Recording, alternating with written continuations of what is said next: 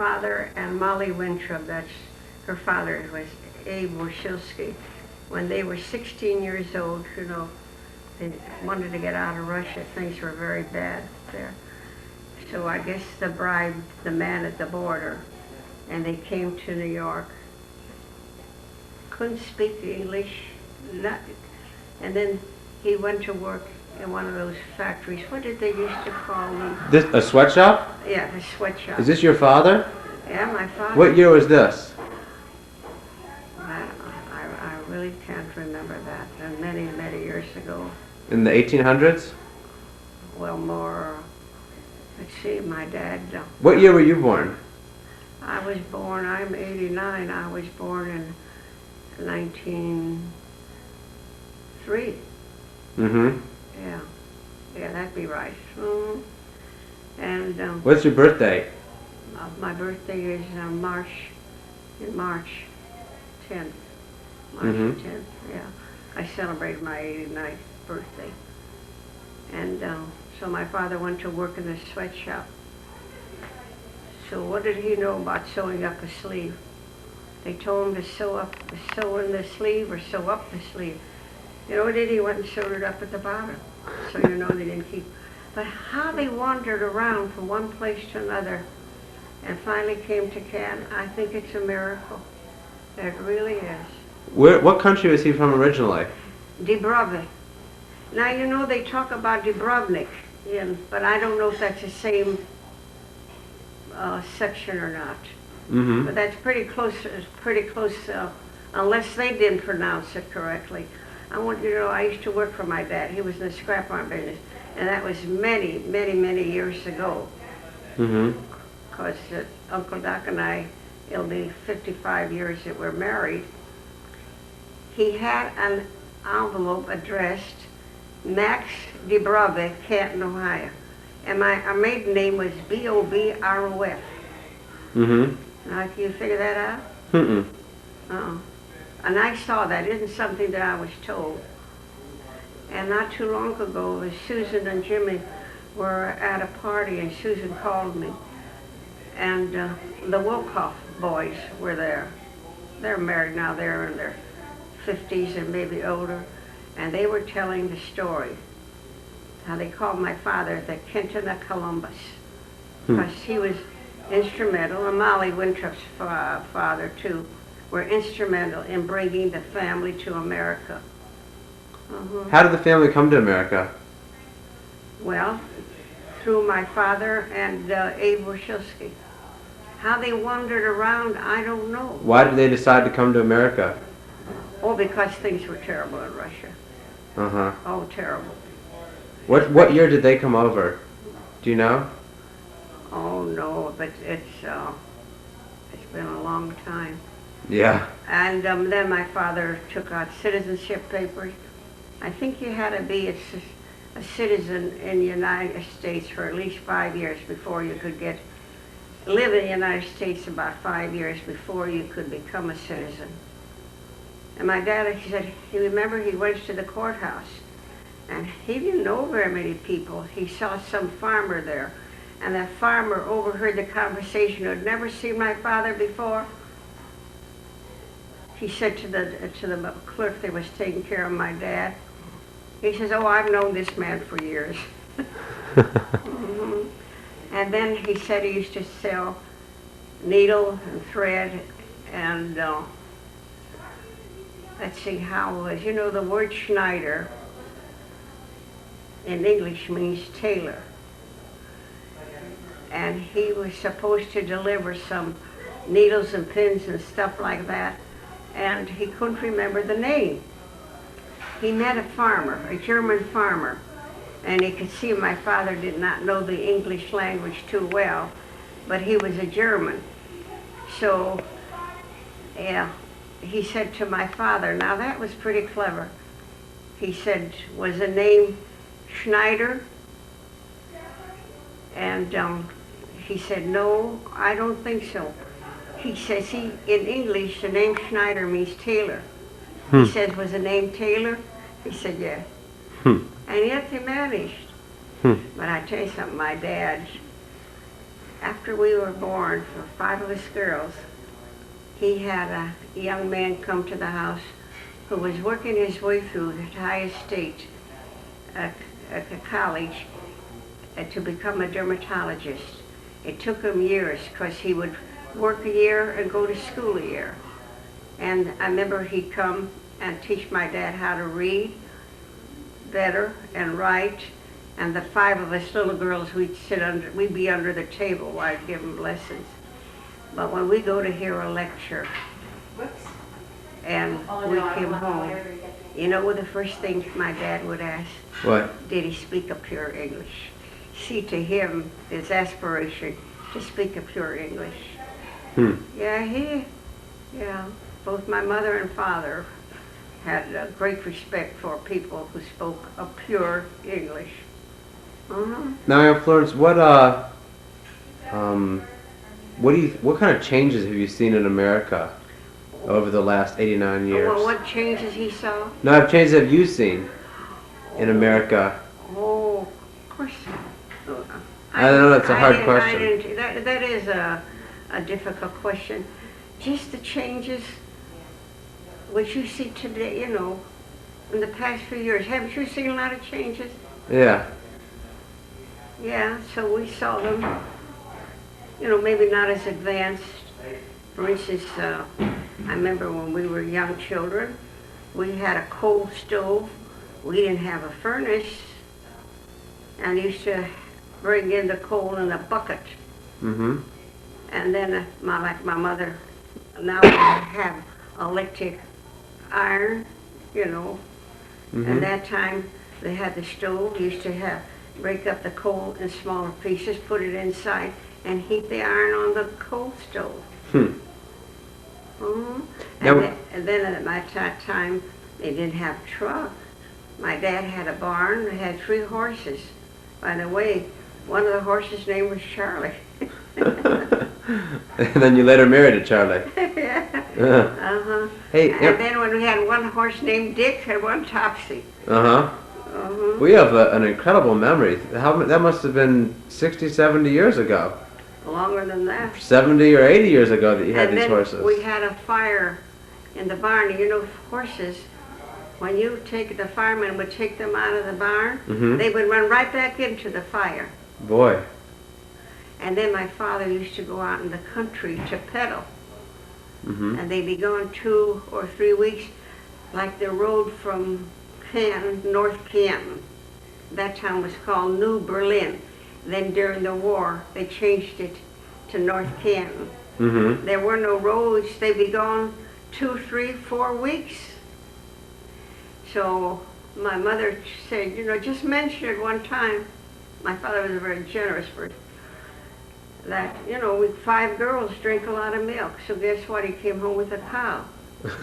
Well, he came home with a cow. He had to feed the cow. My mother was scared to go into the barn, so she used to throw the ears of corn into the bin, Most times she'd hit the cow. And then another thing, Mother said about potatoes, this is a fact. My father really was a generous person. He brought home 40 bushels of potatoes. And when we were kids growing up, we'd go to the store. That time we'd take a penny, a nickel. That was a lot of money. But this is what he had a lot of change in his pocket. He'd stick his hand in his pocket, take out the change, and put it out this way. Take what you want. What kind of things did he peddle in the country? What? What kind of things did he peddle in the country? Needles, pins, threads. So do you remember going through the Great Depression? What? The Great Depression?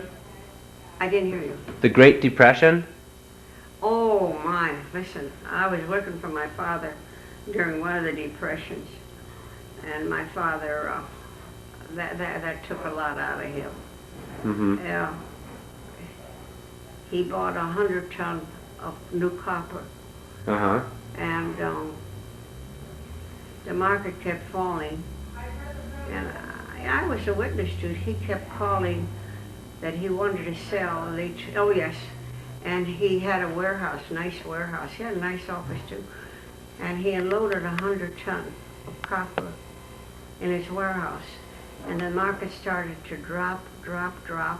And when I drove down to, he paid 24, 17 cents a pound. He called up a very prominent man in Detroit in the copper business. And he said he wanted to sell. He said, don't sell, don't sell. And everybody, even the bankers, told him to sell. And he'd say to me, Florence, I really don't want to sell, but they're pressing me at the bank too. It'll go up. It's true, he would not have held it to the top-notch price, that we know. He sold it, took a big loss, $24,000 loss. Now $24,000 is still a lot of money, but at that time, $24,000, you know, was worth much more.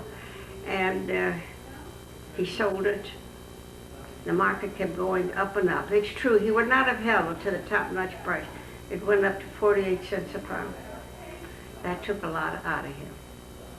Did you, your father was a wealthy man then at one time? A very wealthy man. He had loaned money to other scrap iron dealers, 10,000, 11,000. They paid him back, but he loaned it. He had a very good credit at the bank. Now, how about the Roaring Twenties? Let's see, I went to high school then. That's right, you would have. Yeah. What was that like? Our class had a reunion, a 70-year reunion. About 1990. Did you go? Oh yeah. How was it? It was nice. How many people were there? I think about 90 or 100. 90 people were there for the 70-year reunion? How many people were in your class? Well, I imagine there must have been about 150. See, my sister Ann, you never met her, beautiful. She was the prettiest one in the family. She died at 39. And we saw a picture of her a couple weeks ago. yeah, she was pictured nice, but she was really beautiful, gorgeous teeth and a heart of gold. And Nikki, but Nikki has never talked about it, was 4 years old. And that time business was bad, so to help out my father, and honestly, I would dress Uncle Doc, get him ready for the hospital or go to the office. And we drop off little Nikki, was 4 years old, at my mother's. My sister Ann was sick then. And I would go to the office for a half a day. And then we had a nurse, and at that time a nurse was $5 a day. But $5 was a lot of money because business was very bad. And little Nikki never talks about it, and I never bring it up. And one day this nurse was getting $5 a day, and that was a lot of money. It wasn't much money coming in. And see, you didn't have the disposable needles at that time. And so she would go down. See, the only thing they could do for my sister, give her hypos. She had a cancer. She had a kidney removed at the Mayo Clinic, but they told her that it was there was no hope. It was a matter of 6 months or a year. So the nurse told little Nikki that if she has to go to the rat laboratory, be sure and hold her hand. 4 years old. Well, the nurse was downstairs. She had to go to the laboratory. And on the way over, see, he didn't tell us that. My sister, the one that was sick, told me. On the way over, he said to her, don't forget to pick up the toilet seat. And, excuse me, she was vomiting. And he held her hand, 4 years old. He held her hand. So then when I came to the office, I went upstairs, and she said to little Nikki, Nikki, tell your mother what a nincompoop I am. He wouldn't open up his mouth. So after he left the room, she told me that he stood there and held her hand and has never mentioned it. Never. Boy. Dodo, Aunt Florence is talking about... I'm shooting a lot of bull. Talking about a lot of things. Yeah. They're talking about Nikki and who else? Nikki and who else? And then He was 4 years old when Anna was sick. You remember Anna? Of course I do. Remember how pretty she was. Oh, yeah. Gorgeous teeth. Hmm. And, you know, she knew she had a cancer. We never talked about it. And one day she said to me, you know, Florence, you asked Charles if I have a cancer. Well, and then about just a few minutes later, Charles was coming up the steps. And she said to me, did you ask him? And Charles says, ask me what? I said, some foolish thing. And she said to me, Florence, and Uncle Doc was in the room. She says, maybe it wasn't so foolish. Hmm. Yeah. But he never mentioned it. Yeah. Hmm. Aunt Florence, let's just pause for 1 second here. What is it? I'm just going to pause for a second. I'd like to talk a little bit about World War II.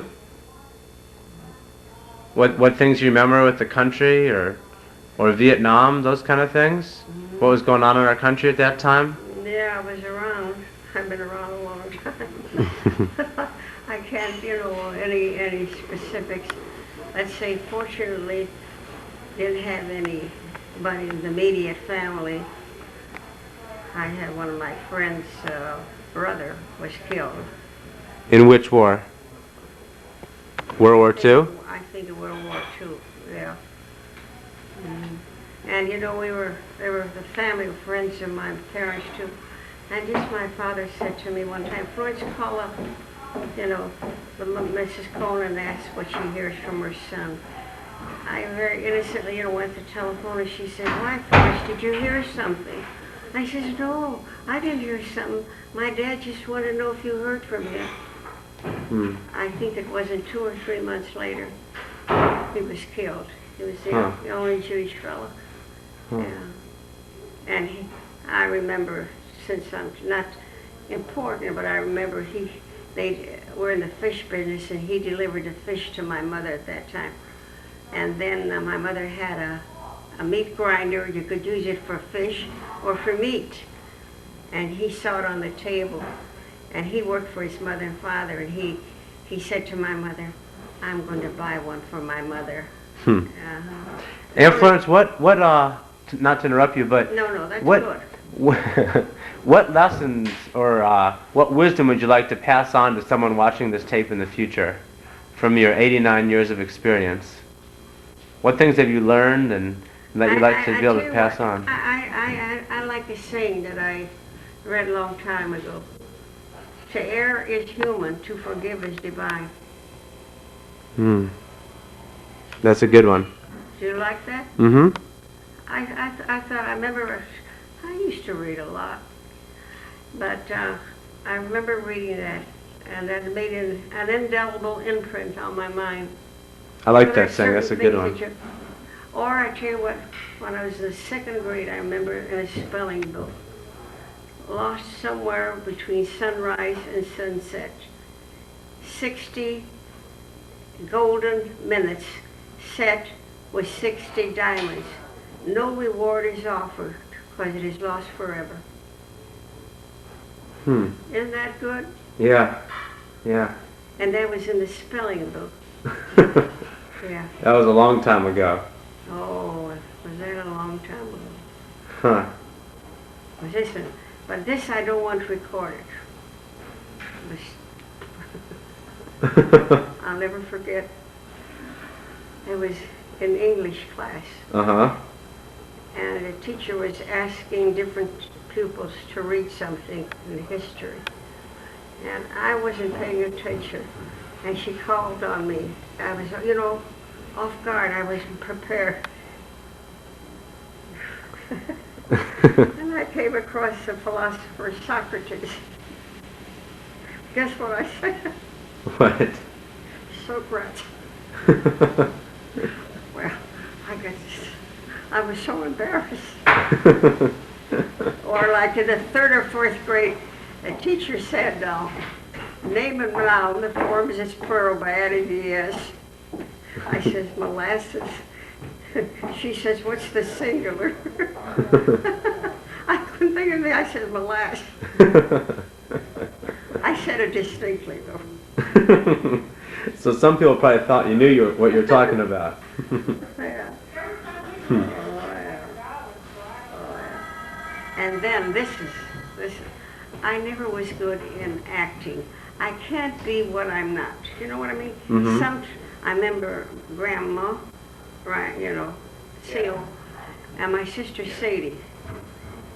They belonged to the Shakespearean Club, and you know, they used to participate in the plays. I was asked to memorize, there was 125 lines in Shakespeare, and I memorized it, and I appeared before the English class, and I said the lines, repeated the lines. She said to me, you know, Florence, you know the lines, but I want you to act it out. I said, I'm sorry, Miss Marble, I can't be what I'm not. She said, take a grade of 70. I was always on the honor roll. It didn't affect me not being on the honor roll. She said, take a grade of 70 and 4 demerits. I said, I'll take the grade of 70 and 4 demerits. After class, I went up to her. I said, I didn't mean to be insolent and not follow your orders, but Miss Marble, I cannot be what I'm not. I couldn't transpose myself and be another character. Yeah. How are you? Are you good in acting? Yeah, I am, which is interesting. Mm-hmm. That's an interesting view of acting, Yeah. being something that you're not. I can't be what I'm not. So I took a grade. I'm still on the honor roll, but I did apologize. I felt I owed her that much. Yeah.